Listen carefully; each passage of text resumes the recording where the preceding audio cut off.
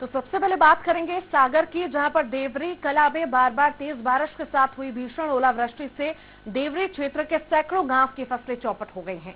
मौसम की मार से फसलों को भारी नुकसान की आशंका है।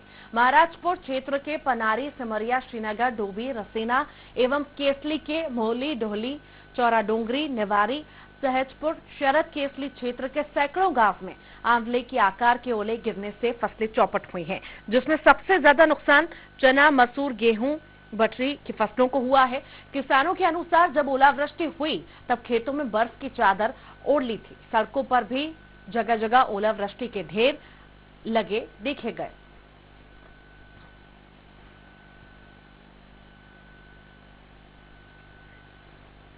आज 10 बजे के आसपास जो ओलावृष्टि हुई है, करीब करीब एक आंवले के बराबर ओले की बरसात हुई है। बेहद नुकसान किसानों का हुआ है। आज लहसुन, प्याज, चना, मसूर और गेहूं की फसल चौपट हो गई। 100% नुकसान हुआ है। बेहद नुकसान किसानों का हुआ है। प्रशासन की जवाबदेही बनती है कि 100% जब नुकसान है तो 100% के आधार पर लोगों को मुआवजे की राशि मिले। मेरा निवेदन है मध्य प्रदेश के मुखिया माननीय शिवराज जी से, भारत के मुखिया माननीय प्रधानमंत्री नरेंद्र मोदी जी से कि किसानों की उनको सुध लेना चाहिए कि आज किसानों की दुख की घड़ी में उनका साथ देना चाहिए और किसानों का ये पूरी ईमानदारी से सर्वे होके 100% नुकसान जिस किसान की जो फसल खेत पर जाकर के मुआयना हो, पटवारियों को, आरआई साहब को, एसडीएम को, सभी एसडीएम साहब सभी अमले को आदेश दिया जाना चाहिए। अधिक जानकारी इस पर लेंगे। दीपक चौरसिया हमारे संवाददाता जुड़ गए हैं। दीपक, हमने देखा जिस तरह से बेमौसम बारिश हुई है, कई सारे किसान चिंतित हैं। कहां पर ज्यादा बारिश हुई है और देवरी कला में किस तरह की बारिश से कैसा नुकसान होने की आशंका है, इस बारे में सबसे पहले जानकारी। मैं बता देना चाहता हूं कि देवरी क्षेत्र का महाराजपुर क्षेत्र और केसली ब्लॉक के सैकड़ों गांव में ओलावृष्टि हुई है मंगलवार के दिन। और ओलावृष्टि एक पूरे सर्किल में, एक पट्टी में इतनी अधिक मात्रा में हुई है। आंवले के आकार के ओले गिरे हैं जिससे फसलें चौपट हुई हैं। सबसे ज्यादा नुकसान जो है केसली क्षेत्र में और केसली और महाराजपुर क्षेत्र के गांव में हुआ है, जिसमें चना, गेहूं, मसूर और प्याज, लहसुन की फसलें जो है सबसे ज्यादा प्रभावित हुई हैं। जहां जो है पूरी तरह से जमींदोज हो गई हैं फसलें, जहां किसानों को अब उसमें से कोई भी उम्मीद नहीं है कि उनको कुछ भी मिल पाएगा।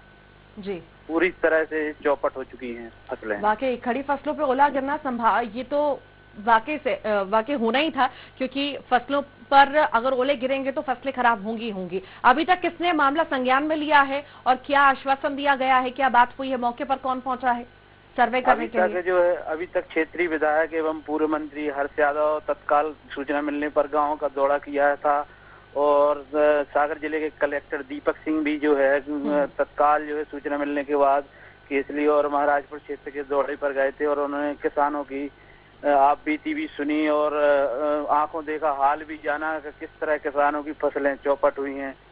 और उन्होंने तत्काल जो है राजस्व और कृषि विभाग के अधिकारियों को निर्देश दिया है कि इनके मुआवजे की मांग लगातार ग्रामीण कर रहे हैं जिम्मेदारों से। क्या कहना था इस पर जो मौके पर पहुंचे? इसमें किसानों चलिए आपको रोकना चाहूंगी। पूर्व मंत्री हर्ष यादव जी हमारे साथ जुड़ गए हैं। बहुत स्वागत है आपका स्वराज एक्सप्रेस में। नमस्कार मैडम, मैं हर्ष यादव बोल रहा हूँ। जी नमस्कार। बेमौसम बारिश हुई है सर, और देवरी कला में अगर हम देखें कई सारी फसलें चौपट होने की आशंका भी है। किस तरह का आश्वासन आप लोगों की तरफ से दिया गया या आप लोग वहां पर पहुंचे, आपने क्या बातचीत की वहाँ के ग्रामीणों से? देखिएगा मैडम, हमारे यहाँ देवरी विधानसभा क्षेत्र के अंतर्गत सहजपुर से लेकर महाराजपुर कस्बा है, यहाँ तक बहुत सारे करीब 50-60 गाँव कल की जो ओलावृष्टि से सर्वाधिक प्रभावित हुए हैं। लोगों ने बड़ी उम्मीदें की थी और बड़ी ताकत से लोगों ने फसलें तैयार की थी। खासतौर से हमारे यहाँ लहसुन और प्याज का बड़ा उत्पादन होता है, गेहूं और चना मसूर का। कई फसलें तो आने की स्थिति में थी। इसी समय पर जो बारिश और ओलावृष्टि हुई है उससे फसलें तबाह हो चुकी हैं बुरी तरह। 100% नुकसान हुआ है। प्रशासनिक अमले ने भी कल भ्रमण किया है। मेरा प्रशासनिक अधिकारियों से भी कल बात हुई है। मैंने उनसे कहा है कि 100% नुकसान है तो 100% के आधार पर मुआवजे का भुगतान RBC 6-4 के अंतर्गत मिलना चाहिए जी। क्योंकि पिछले वर्ष में खरीफ की फसलें भी हमारे यहाँ बुरी तरह नष्ट हुई थी। आज खरीफ फसलों का मुआवजा नहीं मिला, किसान अभी परेशान है। सोयाबीन और उड़द और मूंग का भुगतान नहीं हुआ है। मात्र आश्वासन मिले सरकार की तरफ से, मगर किसान अपने आप को ठगा हुआ महसूस कर रहा है। आप किस तरह से हर्ष जी एक्टिव हैं, किस तरह से मदद करेंगे ग्रामीणों की, क्योंकि आप लंबे समय तक मंत्री रहे हैं और आपने सारी चीजें देखी है, चाहे वो बारिश का मौसम हो, ओलावृष्टि होती है, सारी चीजें आपने देखी, आपके सामने हुई हैं। किस तरह आप समझ रहे हैं इस पूरे मामले को और किस तरह मदद आप करेंगे, किस तरह से आवाज आप उठाएंगे? देखिए मैडम, मैं तो विपक्ष का विधायक हूँ और निश्चित रूप से प्रतिनिधि हूँ। मैं किसान परिवार से ताल्लुक रखता हूँ, तो किसान की पीड़ा से भी बहुत अच्छे से वाकिफ हूँ। और किसान की जो दुर्दशा वर्तमान में हो रही है, विगत 15-16 वर्षों के कार्यकाल में, शिवराज सिंह जी के कार्यकाल में, किसी से छुपी हुई नहीं है, पॉलिटिकल मामला नहीं है। मगर वास्तविक रूप से हम लोग चाहते हैं कि किसान को उसका हक मिले।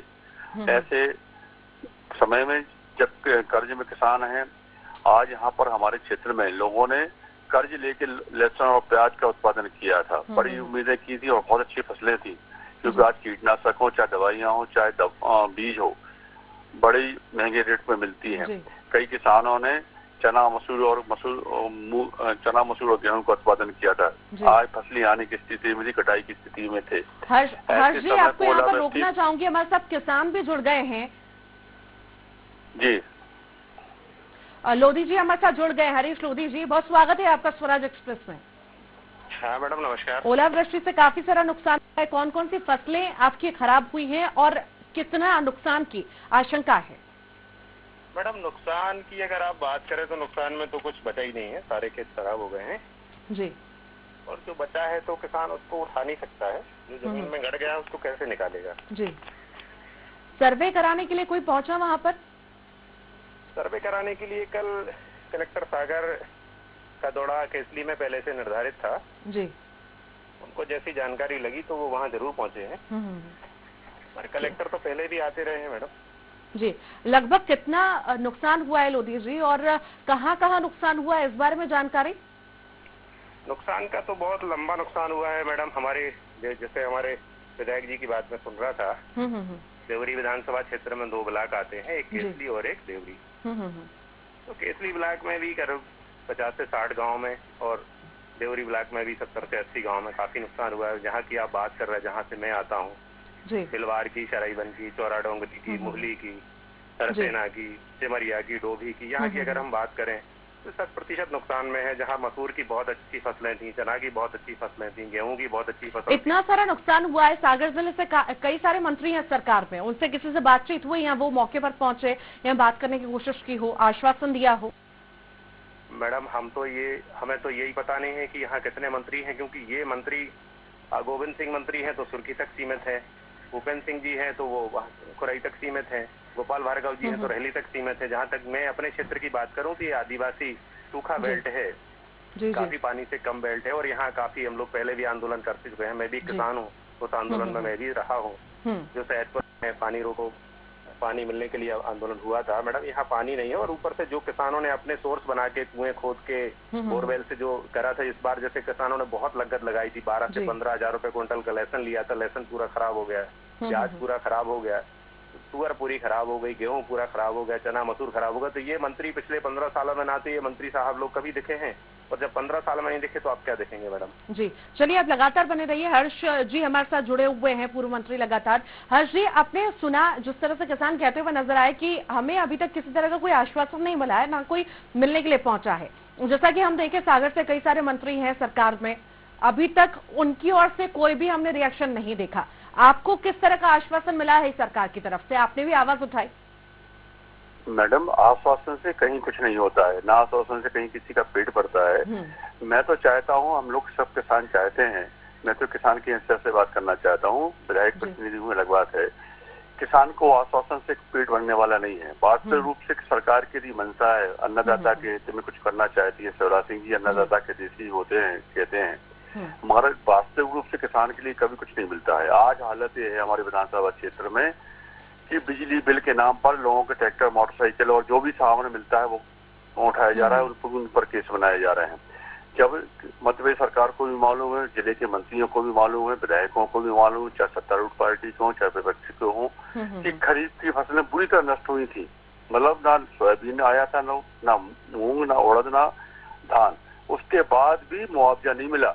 यहाँ तक कि जो बीमा करवाता है किसान की बीमा की राशि नहीं मिली, छीन कर बांट दी गई। ये बहुत लंबी चौड़ी बातें करते हैं भारतीय जनता पार्टी के नेता लोग। शिवराज सिंह जी कहते हैं प्रधानमंत्री जो सम्मान निधि की राशि है वो किसानों के खातों में नहीं डाली गई है। और जो हमारी सरकार थी, कमलनाथ जी की सरकार थी, 27 लाख किसानों का कर्ज माफ हुआ था।